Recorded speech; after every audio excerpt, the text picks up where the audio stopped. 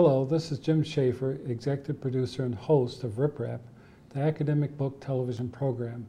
My guest today is Leigh Dunnigan, author of Frontier Metropolis, picturing early Detroit 1701 to 1838. What a book. Before we go any further with this interview, I should mention we're sitting in the famed Clements Library, in fact in the rare books room on the central campus of the University of Michigan, Ann Arbor. The Clements has a tremendously formative influence on the book we're discussing today, The Frontier Metropolis.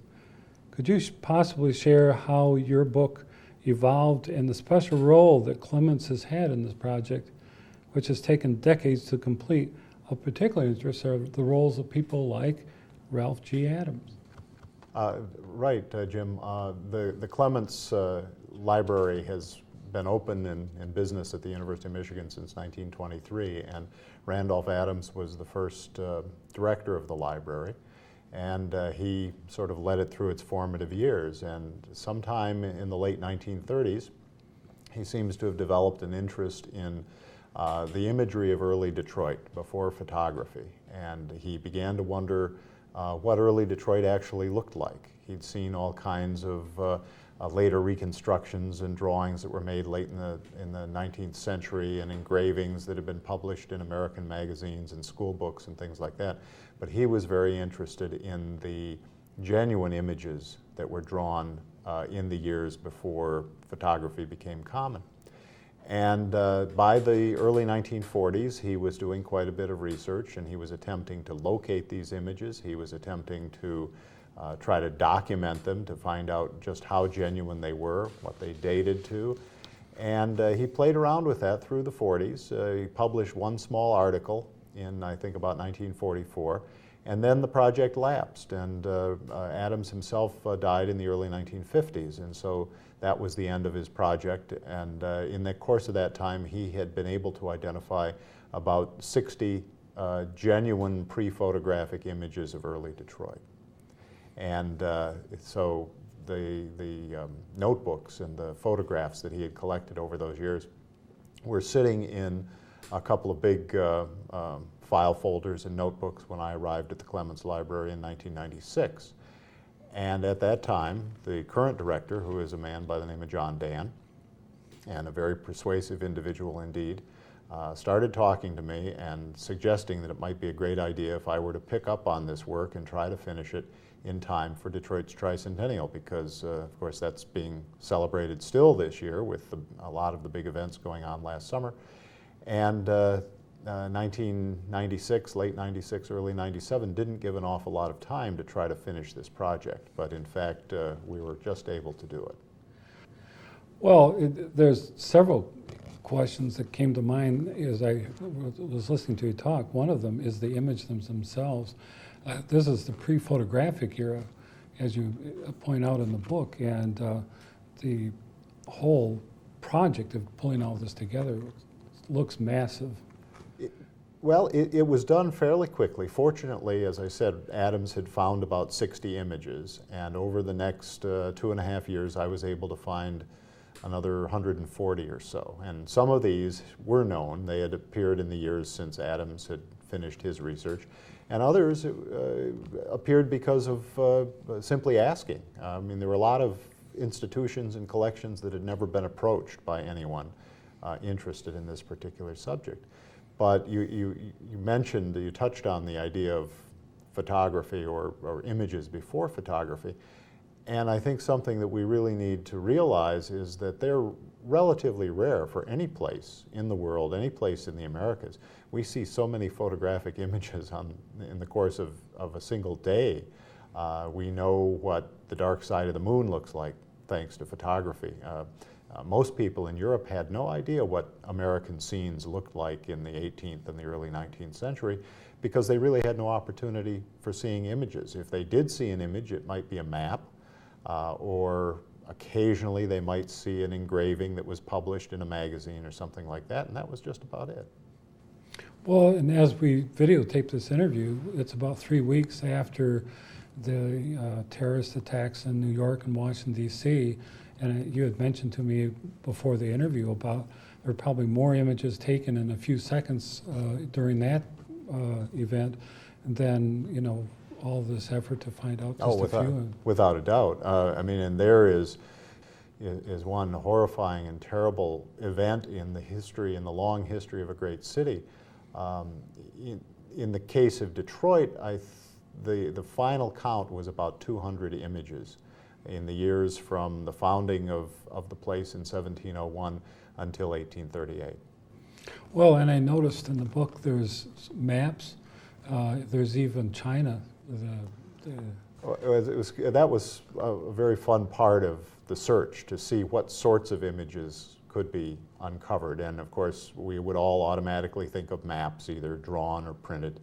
We would think of views, that is a scene, like the one that's on the cover of the book. And again, either drawn or in later years engraved and published. But then you get off into the odder types of things, engravings or carvings that were done on powder horns, for example. And there are at least 3 examples of those in the iconography of Detroit. There is at least one scene that's on a china platter. There are at least 2 wampum belts that were used in treaty negotiations that have some form of symbolism or imagery on them that can be interpreted as a map. It's outside of the European tradition, but it is very much in the Native American tradition for recording memory and recording scenes. Well, this is one stunning book. I was just overwhelmed at how magnificent it is because of the complexity and because of all these images. And as you and I were corresponding about this interview, I was calling it a museum in a book. And actually, that does point the value of having something this well done, is that someone can see what it is. And we had also talked, you mentioned some of the applications that people might have by having this book around. Well, I like your comparison to a museum and a book, in part because I've spent a lot of my career working in museums before I came to the Clements, but also I think that's true.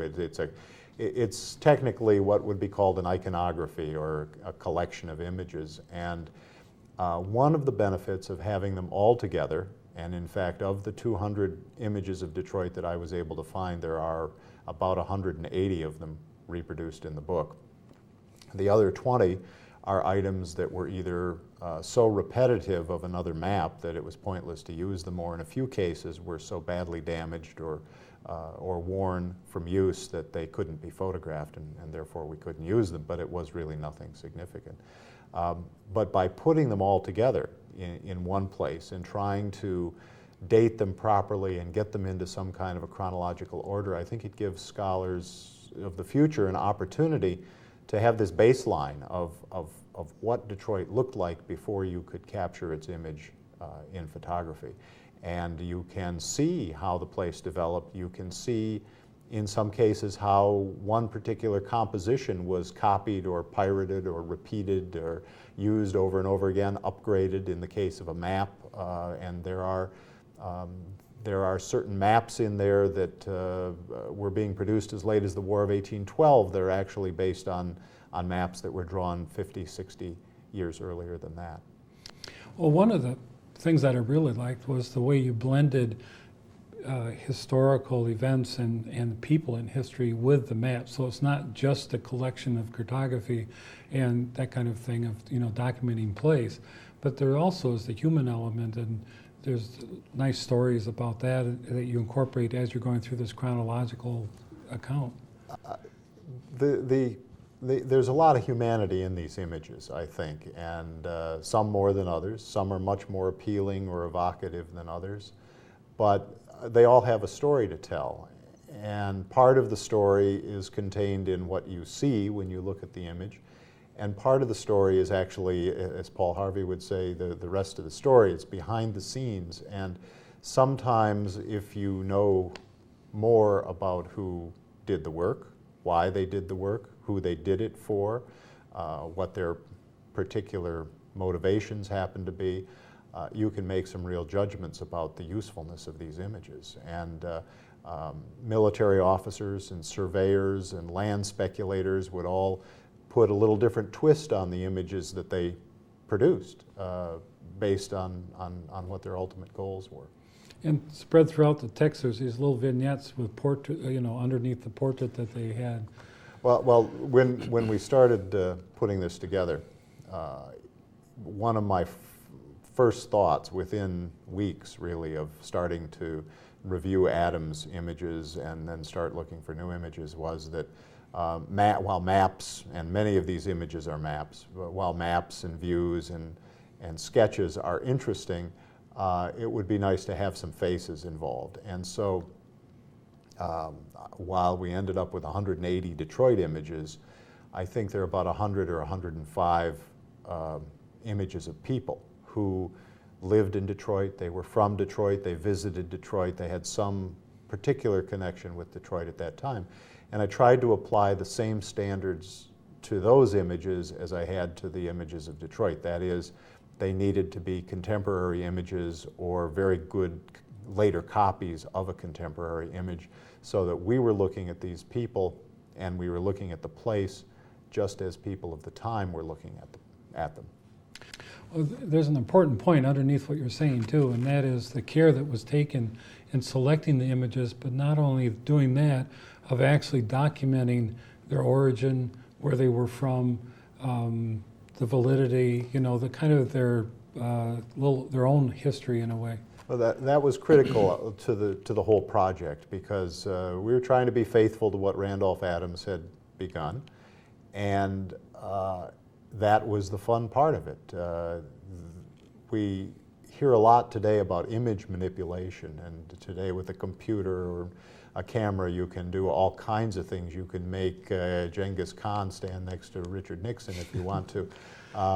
But there was image manipulation in an earlier time too, and there are several images in this book that it was actually necessary to deconstruct in a way. They're not genuine in their final form, but elements of them often will preserve earlier images. And there's one fine example of a very famous lithograph showing the steamboat Walk in the Water churning its way past Detroit, supposedly in 1820. That is actually a lithograph that was published in 1871. And it was made up of parts from at least 3 other compositions. Now, those 3 other compositions are all entirely valid, and but the interesting part was sort of peeling back the layers and finding out where these elements had actually come from, and what they preserve and what they tell us about the place. Well, we'd also talked about how, in a way, in a very definite way, you were interested in what was early Detroit, and using these images as kind of a detective, or the clues as a part of a detective story, to figure out what that was and putting together as a mosaic. The visual record is good for Detroit, but it's incomplete, of course. There are lots of gaps, and one of the challenges was trying to organize and chart how the city grew. I think there's an automatic tendency for someone to think of a little frontier town of the 18th century and say it's years from 1701 until it burned in 1805. And that 18th century town and town plan was replaced by a very different sort of creature, part of which survives in Detroit today. But I think there's a tendency to think that frontier Detroit, 18th century Detroit, looked the same all the way through. Well, in the climate of Michigan, when you are defending a town with a wooden stockade, where you take a 15-foot log and you put 3 feet of it in the ground, about every 5 years, someone is going to be able to walk up to that line of pickets and lean real hard against it, and they're going to fall over because they rot off at the ground line. And so about every 5 years, or maybe every 7 years, there was a great excuse to change the fortifications of the town, or add a couple of blocks on the east end or a couple of blocks on the west end. And so Detroit was constantly evolving, and it was growing, not fast, but it was growing steadily during those years. And so as far as I can tell, from the time it was founded by Cadillac in 1701 until the town burned in 1805, There were, I think we can say there were 16 different Detroits based on their town plan and their fortifications. So it was a constantly changing place. And not all of those changes are reflected in the images, but quite enough of them are that I think we can track it pretty well. You can see the pattern, and what was fascinating to me also was the interaction among the different elements. Like there was the Native American element with the Potawatomi and Chippewa, and the French element and the English, and there was a sorting out process, but an interaction among them. Well, there's interaction, and Detroit has a reputation for diversity in our experience in today and in our knowledge of the 20th and the beginning of the 21st century. Well, that tradition of diversity starts at the very beginning, because when Cadillac, the Frenchman who founded the settlement, founded Detroit, he didn't just want a settlement of French farmers and soldiers. That was part of his plan, but he also wanted to attract as many Native American groups from around the Great Lakes as he possibly could. And there were great cultural differences and language differences between Native American nations such as the Huron and then the Potawatomi and the Ottawa. And all of these people from the very beginning were living in a very small area. And not only were they having to trade and interact with each other and have to deal with each other's foibles and prejudices, whatever the case may be, and quite frequently these encounters ended in conflict in early Detroit, but they were also adapting and adopting things from each other. There's a fine series of maps in the book, plans actually, drawn in 1732 by a French officer, and they show the French village with its stockade around it. They show the Huron village, the Potawatomi village, and the Ottawa village, all of which were within about a 2 or 3 mile radius of each other. And it's very interesting to see that the French village and its stockade look much as we would expect. The Huron village has a French-style stockade around it, and the Potawatomi and Ottawa villages, although they don't have a stockade, those people have adopted the Huron style of house, the long house that was common to the Iroquoian peoples, even though the Ottawa and the Potawatomi would usually have used a very different kind of habitation. And so from that very early time, people are mixing their cultures and mixing cultural elements.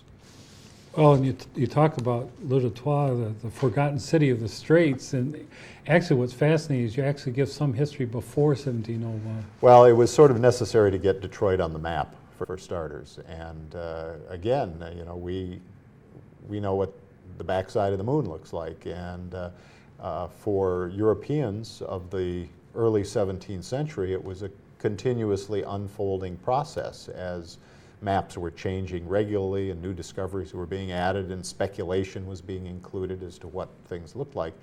And the first real appearance on a published map of Detroit as a town, as a place, comes in 1703. And so the first chapter of the book really deals with how the area was explored, how the French and their allies and their Iroquois enemies at the time became familiar with the land, and then from that point how it was recorded in cartography. It really was fascinating to see how the imagined Detroit changed in the cartography from what they knew at the beginning, from the canoe trips and walking around, and then as they got more information, the state kind of fleshed out and the city started fleshing out. Right, and the maps were like anything else, they were done for different purposes, and as the French had more and more interest in the area, they had a settlement there were farmers and administrators there, the maps soon start to get much more accurate and much more detailed because there's a reason for it. Well, also as the map became more detailed, they start showing the human settlement patterns, where people were and how they were spreading out, and some of them were fairly detailed. Well, some of them were, and by the 1730s, it had become necessary for the French administrators in Quebec to order the commandant at Detroit to start to draw plans of the various farm holdings that not only the French settlers had, but that had been allocated to the Native American residents of the Detroit River. And in 1731, you get the first representation on a plan or a map of the famous ribbon farms, as they were called when are still called today, and I first heard about, I think, in 4th grade Michigan history. But this is a land pattern that was imported from the St. Lawrence Valley, where every farmer had a water frontage along a river, a major river, usually the Detroit River or the River Rouge eventually, or the River Raisin in much later years. You had a very narrow frontage along the water, and then the land went back some distance. So you might have 4 acres across the front, and it would go back 40 acres into the interior. And this way everybody could get to the water, and it also kept all the houses along the water, and it kept them relatively close together, which was good for security. We also talked about the notion of Detroit these days is of Detroit of the automobile and highways and expressways versus the early Detroit, which was agricultural, agrarian, and oriented, like you said, toward the water. And that's where the expression in the introduction, forgotten city of the Straits, comes from. Detroit's often been called the city of the Straits, but the city of the Straits that most people today know is, again, of Henry Ford, his automobile, the beginnings of the plants, the tall buildings that were constructed in the boom times in downtown Detroit, and then in later years the freeways and the other elements of town that relate to the automobile. But by the time Henry Ford's assembly line put out its first automobiles, Detroit had already celebrated its bicentennial. And that early part of Detroit is very poorly understood and not particularly well known. People will have heard of Cadillac, they might have heard of Pontiac. Coincidentally, both had automobiles named after them in Detroit's heyday. And they might have heard of the War of 1812 or something like that. And of course, the Great Fire of 1805. And everything in between is just sort of a blur, and there's no particular consciousness of it. And Detroit has not really had much attention, early Detroit has not had much attention paid to it by historians, even though I think it's a very fascinating place. But Detroit had another problem, I think, and part of it had to do with catastrophe. In 1805, the entire town burned, but more of it has to do with prosperity. And in the 19th century, as Detroit changed and grew and then industrialized and spread out, and these physical reminders of its early days. First of all, the town that burned in 1805. Secondly, the old French farmhouses along the river all disappeared. And by the beginning of the 20th century, there was virtually no physical reminder of early Detroit that people could see. If you're in Boston or in Philadelphia, you'll see 18th century buildings. There are enough of them that have survived that you have a sense of the antiquity of the town, and that's not the case in Detroit. About the only thing you really have to remind you of its real antiquity is when you go out the east side and you cross all of these streets that run perpendicular off the river, and they have names like Beaubien and DeQuinder and Riopel, and these are all the names of the French farmers whose holdings, or the boundaries of their holdings often, are marked by these streets. What led you to select the time period ending with 1837? I know that's about the same time as when the state got its statehood, Right. But evidently you felt that was a marker of... Well, the prime marker was to go up to the eve of photography. In 1839, there is a really practical photographic process that's produced in France and perfected in France. And within a few years, you're finding daguerreotypes being taken in the United States. It's probably the early 1850s before there's actually a photograph of Detroit. But 1839 is technically the beginning of photography. So I went up to 1838, right at the eve of that. And there are a couple of other reasons. As you said, in 1837, Michigan became a state. 1837-38 was a very traumatic time along the border. Not only was there an economic crisis, but in 1837 and 1838, there was almost an undeclared war going on along the U.S.-Canadian border. So there was a lot of tension over that, so it was a significant time. And finally, by 1838, by the time Michigan had become a state, Detroit really had the kernel of its modern street plan. I think almost anybody could look at, there's a very fine plan that was drawn in 1837 and published, printed. I think almost anybody could look at that and say, oh yeah, there's the Campus Martius, and there's Woodward and Jefferson and the Grand Circus, and you'll start to recognize street names off to both sides, and so you can see the core of modern day Detroit by that time. We had talked a little bit before about the legacy of this book, and maybe you'd like to talk even more and expand on that point about how this can help in the study of Detroit.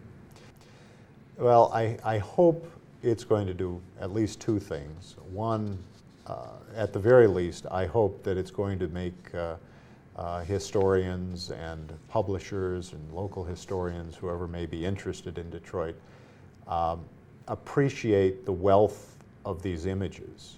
And you have the images, and you also have the wonderful details that are hidden away in them in many cases. And so that when books about Detroit are produced in the future, that there will be more use of these genuine period images than use of later reconstructions, for example. Because later reconstructions can be very good if they're done carefully with a lot of research, but you can't beat the original images because they're at least showing you what people at the time saw or thought they saw. And the other thing that I really hope comes of this, and from my own research on the book, I discovered very quickly, what I hope will happen is that there may be a little more interest in Detroit for the years before the middle of the 19th century, before it really begins to industrialize in the Civil War, for example, because there really has not been a lot of attention paid by historians to this early period. The 18th century is very distinct. It has this very interesting French and Indian settlement that's plopped right in the middle of New France, a great distance from the frontiers of that French colony. And it grows slowly, and then it begins to thrive. And it has all kinds of interesting aspects to its existence that have really not been explored by historians. And it is quite well documented between collections in Michigan and parts of the United States, and France and England, of course, and also in Canada. There is wonderful documentation on early Detroit. So I hope that historians will start to pay a little more attention to this very interesting early town. It's a magnificent project. It's not just a coffee table book. It has a book with real depth and breadth to it, and it was really astonishing to see how much care was taken and what you had accomplished in that space. Well, thank you. So thank you for being on Rip Rap. It's really been a pleasure to be able to take a look at this project, and here in the Clements Library too. Great. Thank you.